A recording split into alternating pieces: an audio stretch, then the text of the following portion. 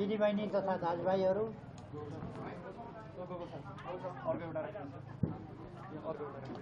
हामी आज एउटा भेटघाट कार्यक्रममा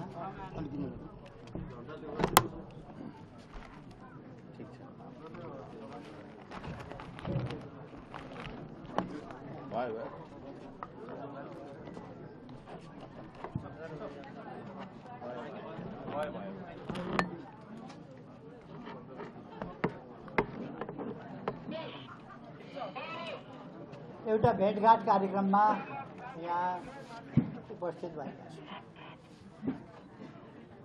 हामी किन यो भेटघाट कार्यक्रम गरिरहेका छौँ? हामीले हाम्रा दृष्टिकोणहरू संक्षिप्तमा स्पष्ट पार्न पनि जरुरी छ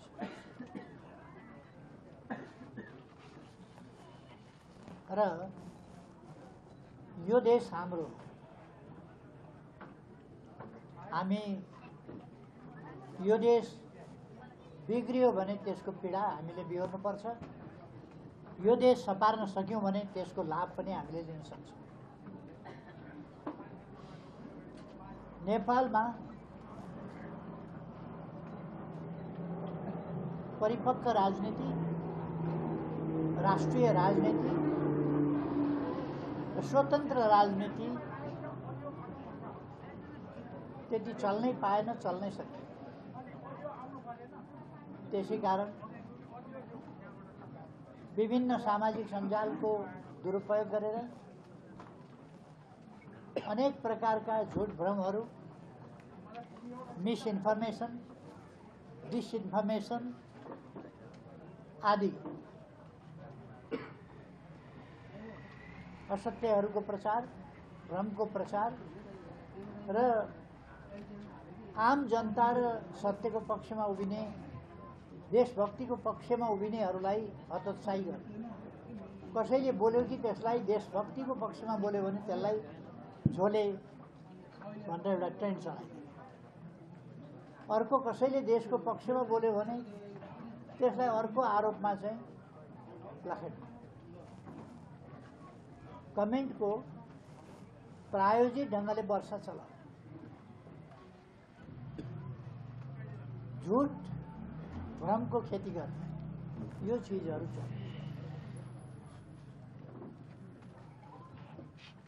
त्यसैले गर्दा देशमा एउटा भयानक अन्य छायो। देशको अर्थतन्त्र असहज अवस्थाबाट गुज्रिरहेको बेला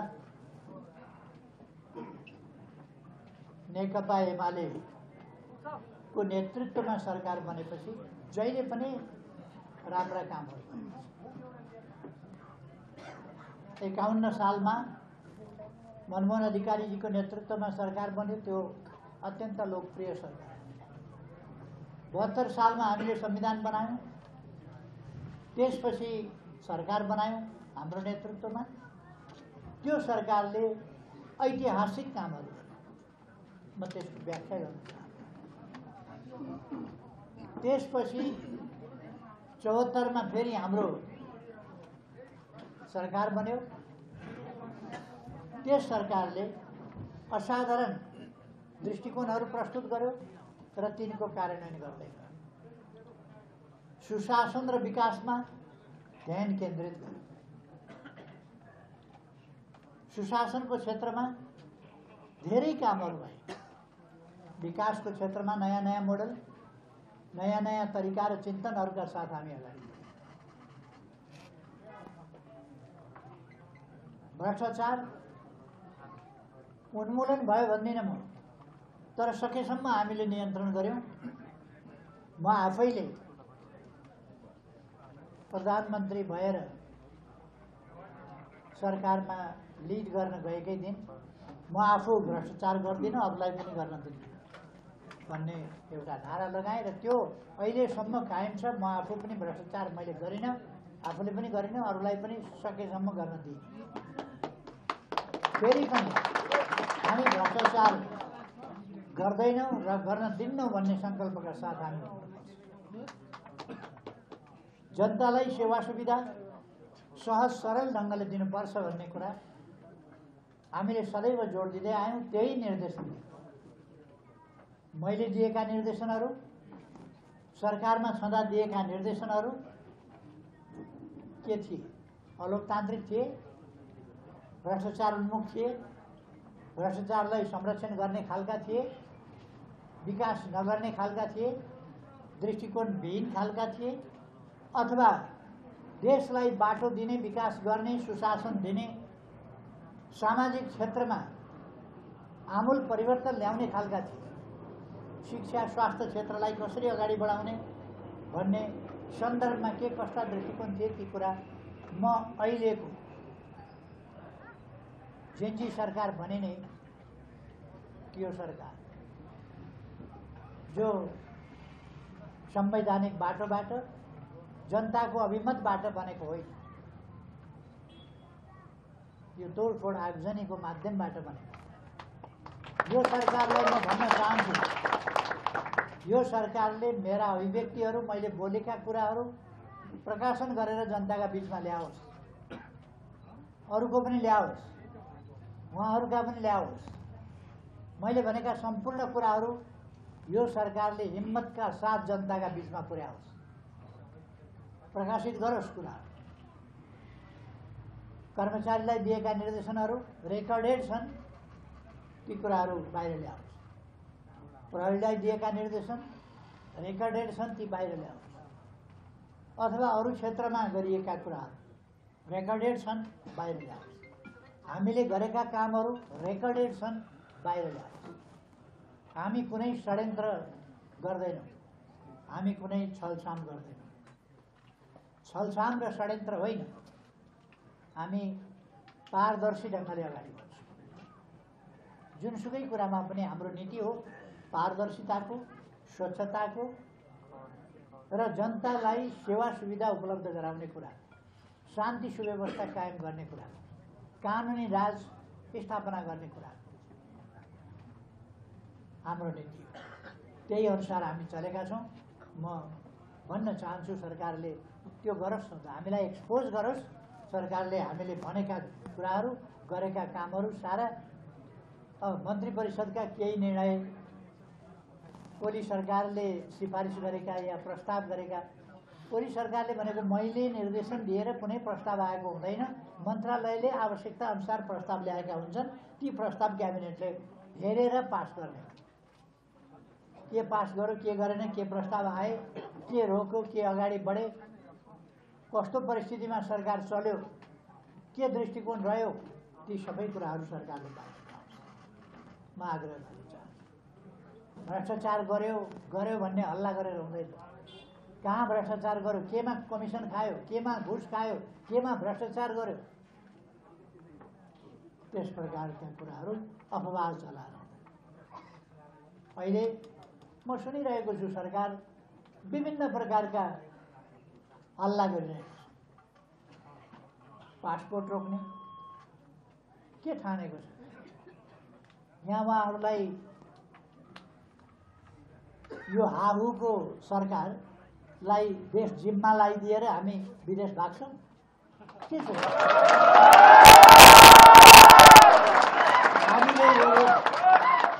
हामीले यो देश बनाउनु पर्ने छ। फेरि पनि हामी यो देशलाई संवैधानिक लोकतान्त्रिक मूलधारमा ल्याउँछौँ। देशलाई फेरि पनि सुशासनमा ल्याउँछौँ, शान्ति सुव्यवस्था। अहिले तपाईहरुले हेर्नुभएको होला सामाजिक सञ्जालमा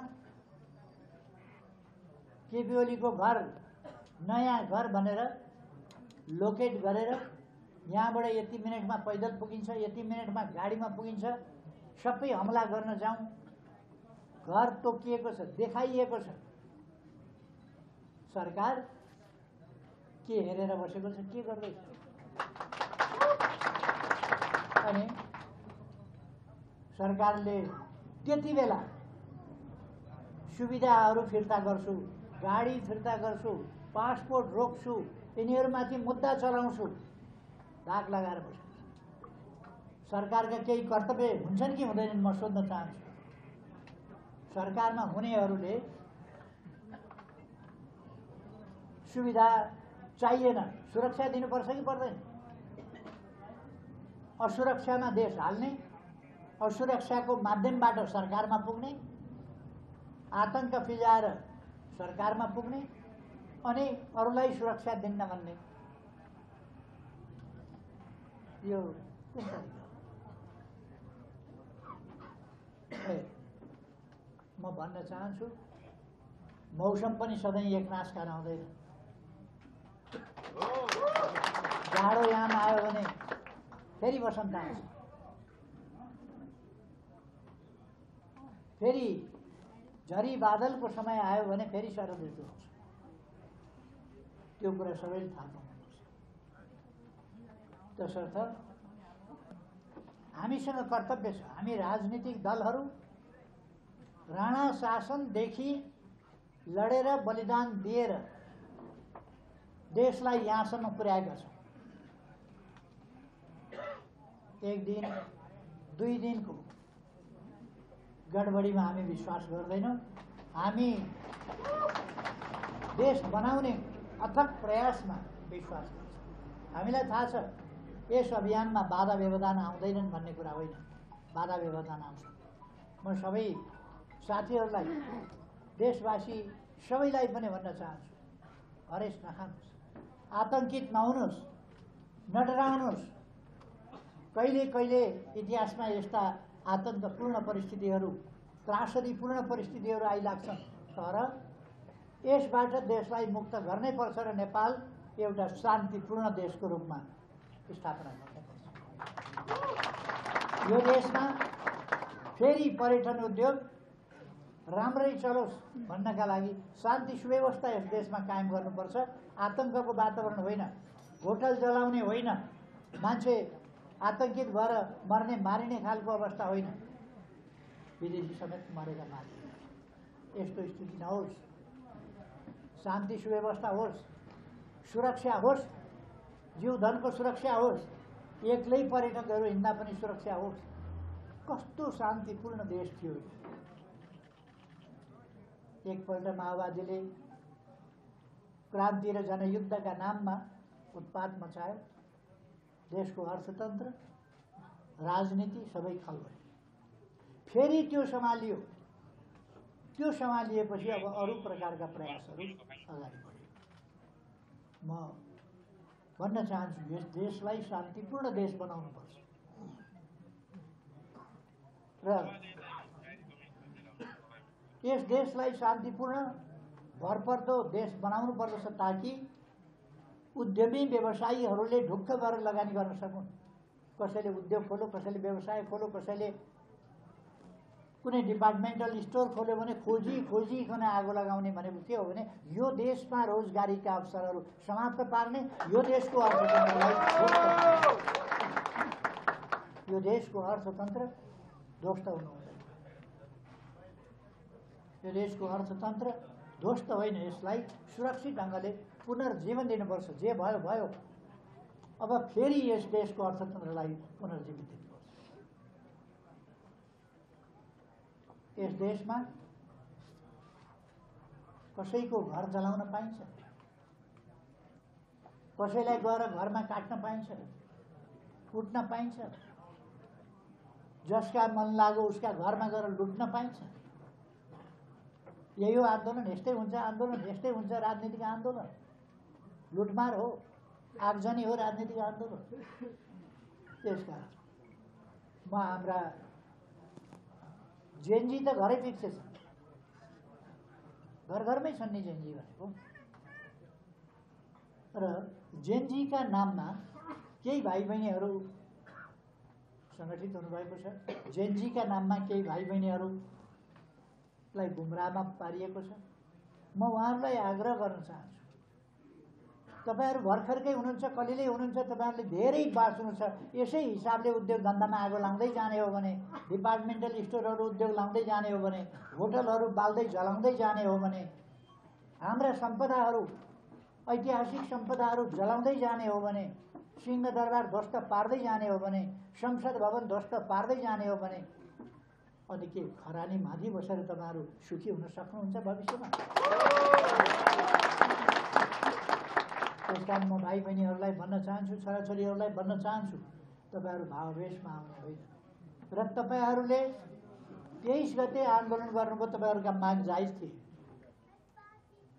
भ्रष्टाचार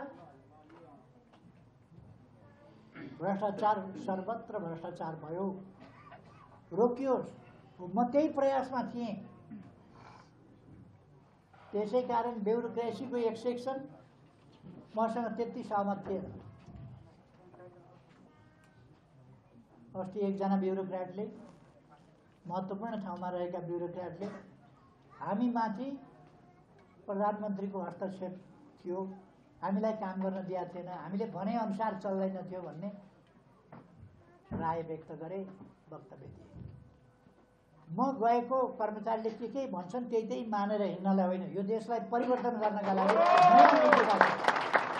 भ्रष्टाचार गर्न नदिएर, रोकेर, जनतालाई सेवा डेलिभरी गरेर, विकास निर्माणका काम अगाडि बढाएर त्यसरी देशलाई एउटा शान्तिपूर्ण देशको रूपमा लान खोजेँ। म नेतृत्वमा छँदा, मैले नेतृत्व गरिरहेको बेला कोभिडभन्दा अगाडि विश्व ब्याङ्कले भनेको थियो साउथ एसियाको, दक्षिण एसियाको नेपाल एउटा उदीयमान नक्षत्र हो। आर्थिक विकासको हिसाबले विश्वको मूल्याङ्कन थियो, मेरो मूल्याङ्कन होइन। तीव्र विकास गर्ने 10वटा देशमध्ये एउटा नेपाल परेको थियो। यो कुनै कथा होइन, यो कुनै कथा होइन। अहिले त फिक्सन बनाउने गरेका छन् पत्रकारहरूले पनि। पत्रकारिता पनि फिक्सनमा चल्ने गरेका छन्। कथा बनायो, अर्काको चरित्र हत्या गर्यो, पनि त्यसमा बहादुरी हुन्छ। सञ्चारकर्मी मित्रहरूलाई म भन्न चाहन्छु, तपाईँहरू पनि यही देशमा बाँच्ने हो, तपाईँहरूका सन्तति पनि यही देशमा बाँच्ने हो। एक छिनका लागि तपाईँहरू असत्य र कथा रचिकन गलत समाचार सम्प्रेषण नगर्नु। हामी सबै र हाम्रा सन्तति यही देशमा बाँच्नुपर्छ। यही देशलाई सिँगारेर, यही देशलाई सुन्दर र समृद्ध बनाएर बाँच्नुपर्छ। त्यसकारण म आग्रह गर्न चाहन्छु। अब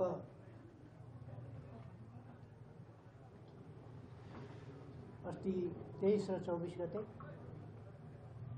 जेएनजी आन्दोलनका नाममा असामान्य र असाधारण परिस्थिति देशमा देखा पर्यो। जेएनजी आन्दोलन भन्ने विभिन्न देशमा पनि सुरु गरिएको छ। सुरु गर्दा भन्ने जेएनजी आन्दोलन र युवाहरूका सेन्टिमेन्टलाई, युवाहरूभित्र रहेका युवापनहरूलाई, प्रवृत्तिहरूलाई दुरुपयोग गरेर जेएनजीका नाउँमा आन्दोलन सुरु गर्ने र त्यसलाई कहाँ पुर्याउने।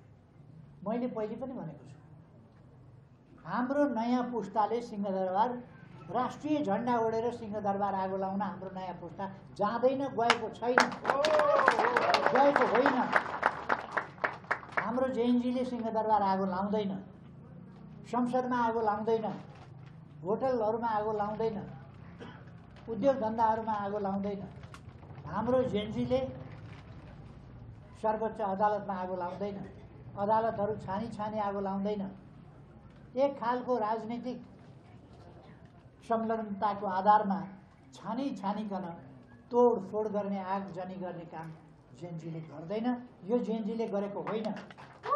त्यसकारण म जेएनजी भाइ बहिनीहरूलाई भन्न चाहन्छु, यस दोषबाट तपाईँहरू अलग हुनुहुन्छ र तपाईँहरूले आफूलाई पनि यसबाट मुक्त घोषणा गर्नुभएको छ। अझ खुलस्त ढङ्गले गर्दै जानुहोस्। मेरो आग्रह, तपाईँहरूले 23 गते 12 बजे जब एभरेस्ट अगाडि ब्यारिकेड तोड्ने नाममा जेएनजी भन्दा बाहिरका उच्छृङ्खल तत्त्वहरू आएर घुसपैठ गरेर बेग्लै परिस्थिति देखेपछि तपाईँहरूले माइकिङ गर्नुभएको छ। तपाईँहरूले फर्कौँ भन्नुभएको छ साथीहरूलाई। तपाईँहरूले आह्वान गर्नुभएको छ। जेएनजीहरू फर्किएका छन् र केही जेएनजीलाई उपद्रवकारी तत्त्वहरूले घेरेर अगाडि छेकेर अगाडि लगेका छन्। त्यस दिन जुन क्षति भएको छ जीवधनको क्षति भएको छ, थुप्रै युवाहरू मारिएका छन्। कसरी त्यस्तो घटना घट्यो, किन त्यस्तो घटना घट्यो, त्यसका लागि आयोग बनेको छ। छानबिन गर्ला, म विश्वस्त छु छानबिन होला, त्यसले सत्य तथ्य अगाडि ल्याउला। किन त्यस्तो अहिले एउटा हल्ला चलाइएको छ, केपी ओली भन्ने मान्छेहरूलाई भन्न लगाइएको छ, मलाई बन्दुक देऊ म हानिदिन्छु, मलाई तरबार देऊ म काट्दिन्छु, मलाई ड्रोन देऊ म ड्रोनबाट हानिदिन्छु, मलाई के देऊ म त्यसबाट चाहिँ केपी ओली मारिदिन्छु। यस्ता खालका आवेश उत्तेजनाहरू सिकाइएको छ र ती कुराहरू सघाउ र प्रसारण गरिएको छ। तर केपी ओलीको के भूमिका थियो? केपी ओली त आफै बालुवाटारमा के भइराखेको छ भनेर सोधेर बसिराखेको थियो। क्याजुअल्टी नहोस्, जीवधनको क्षति नहोस्, त्यही कामना गरेर, त्यही कुरा भनेर बसिरहेको। गोली चलो भनेको सुनेपछि गोली कसरी चल्यो, गोली चलाउने तहमा कसरी पुग्यो मैले सोधेको छु। रबरको गोली मात्रै चल्या हो, अरू होइन, मैले जवाब पाएँ। पछि मैले सुने 14 जनाको निधन भइसक्यो। कसरी 14 जना मारिए युवा, मैले खोजेको छु। मैले सोधेँ कहाँ गोली लागेको छ, कसरी मरे त? टाउकामा छातीमा। अनि खुट्टा त सुरक्षा फोर्सले त घुँडामुनि हान्ने चलन हुन्छ, घुँडामुनि हान्ने हुन्छ, कसरी टाउकामा गोली लाग्यो? म सोध्दैछु यस्तो किन भइराखेको छ, कसरी रोक्न सकिन्छ यस कुरालाई, म भन्दैछु। अनि म त्यो सदाशयताका साथ रक्तपात नहोस् देशमा, उल्कापात नहोस् देशमा, अप्रिय स्थिति नबनोस् देशमा भनेर म भनेको भनै गर्ने, सोचेको सोचै गर्ने। अनि जसले त्यो उपद्रव मचाउँछ तिनीहरूले केपी ओली दोषी भने मलाई त्यो बहुतै दुःखद घटनाप्रति वास्तवमा म स्तब्ध भएको, अत्यन्त दुखित भएको। मैले त्यसै बेलुका भने म अत्यन्त दुखित छु यस घटनामा, म अत्यन्तै दुखित छु। यो कसरी भयो? मैले त्यसै बेलुका मन्त्री परिषदको बैठक बसेर यो कसरी भयो यसको छानबिन गराउँछु, न्यायिक छानबिन गराउँछु, न्यायिक आयोग बनाएर छानबिन गराउँछु भनेको थिएँ। त्यति बेरै त आयोग बन्ने कुरा भएन। त्यति बेला त आयोगमा बस्ने मान्छेहरूसँग कुरा गर्नु पर्यो। अब त्यसभन्दा पछि मैले भोलिपल्ट 11 साढे 11 बजेतिर राजीनामा दिएँ। अघिल्ला दिनको दुर्घटना त भएकै थियो, भोलिपल्ट नहोस् भनेर मेरो धेरै प्रयास थियो। तर जब मेरो हातमा केही पनि रहेन भन्ने मैले थाहा पाएपछि मैले राजीनामा गरेँ। त्यसपछि तोडफोड, आगजनी, अनेक खालका अप्रिय घटनाहरू घटे। अनि केपी ओलीका विरुद्ध प्रहार, यो जेनजीको भ्रष्टाचार अन्त्य गर भन्ने मागसँग, सुशासन होस् भन्ने कुराको मागसँग, सुशासन हुनका लागि के कुरामा सुधार गर्नुपर्छ गरियोस् भन्ने कुरासँग, ती कुराहरूलाई मैले गम्भीरताका साथ लिएको थिएँ। तर त्यतापट्टि देशलाई जान दिए। के भएको थियो? छानबिन आयोग बनेको छ, छानबिन आयोगले गर्ला। 23 र 24 गतेका घटनाहरूको सन्दर्भमा आयोगको प्रतिवेदन हामीले पर्खिन जरुरी छ भन्ने म ठान्छु। आयोगले भनेको छ नीतिगत तहमा र व्यवहारिक तहमा त्यो आदेश दिने, कार्यान्वयन गर्ने, कार्यान्वयन भएको हो कि अर्थकै भएको हो, के भएको? विभिन्न प्रकारका भिडियोहरू आएका छन्, कति सत्य हो, कति एआई परिचालित हो, एआई निर्मित हो, त्यो मैले छुट्याउने कुरा हो, आयोगले छुट्याउने। तर प्रधानमन्त्रीले न गोली चलाउने आदेश दिन्छ, न थाहा पाउँछ। त्यसो भएर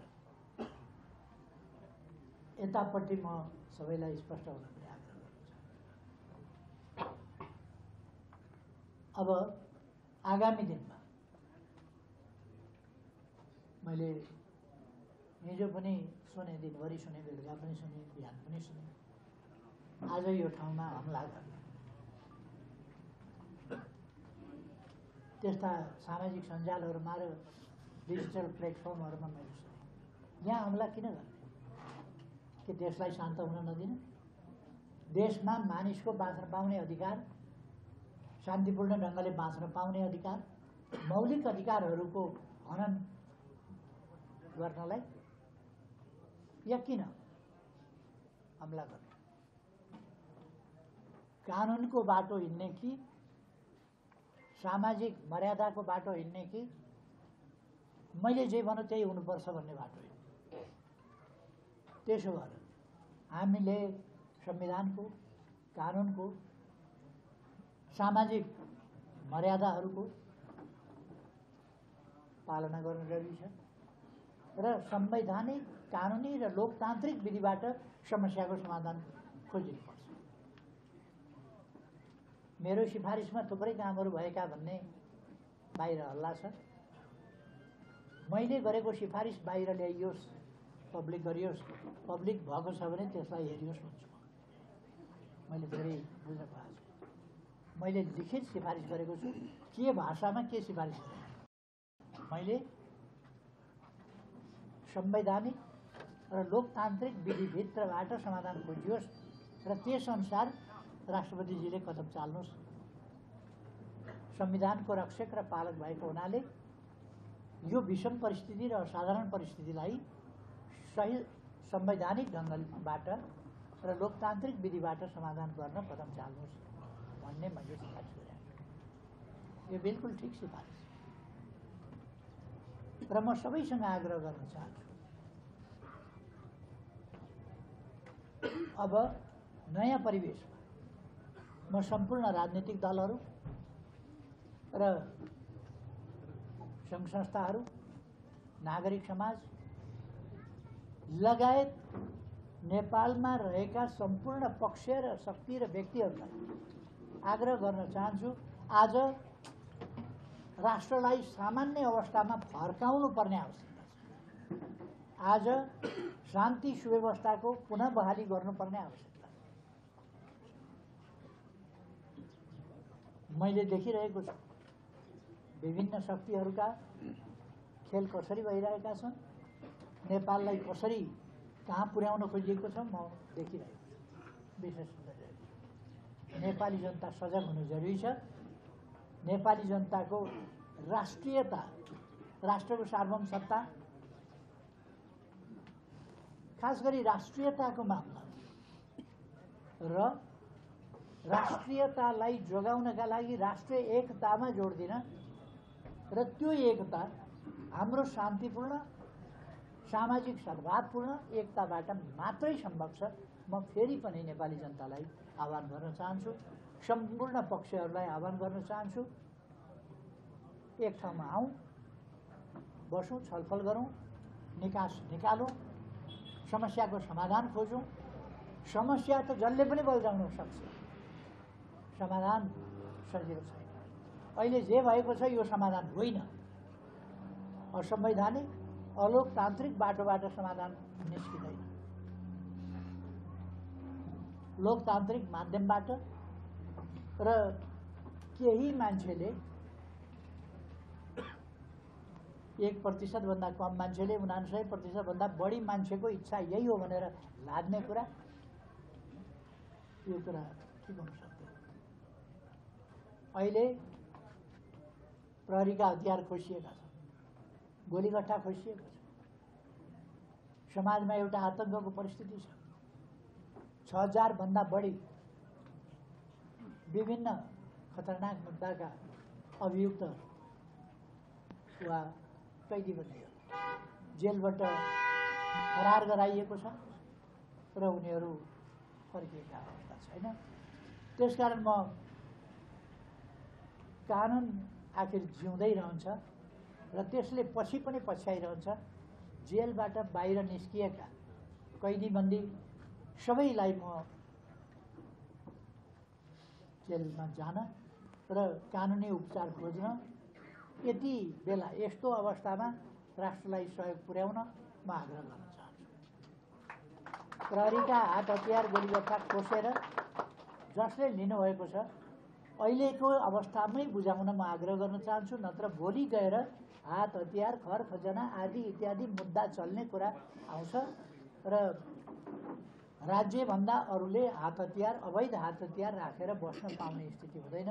त्यसकारण अहिले नै हतियार बुझाइदिन म सबैलाई आग्रह गर्न चाहन्छु। र समाजमा स्थिति बसाउन, कानुनको राज र स्थिति बसाउन योगदान गर्न म सबैमा आग्रह गर्न चाहन्छु। सबैमा धेरै धेरै शुभकामना भन्न चाहन्छु र नेकपा एमालेका कार्यकर्ताहरूलाई घर जले एउटा परिस्थितिमा,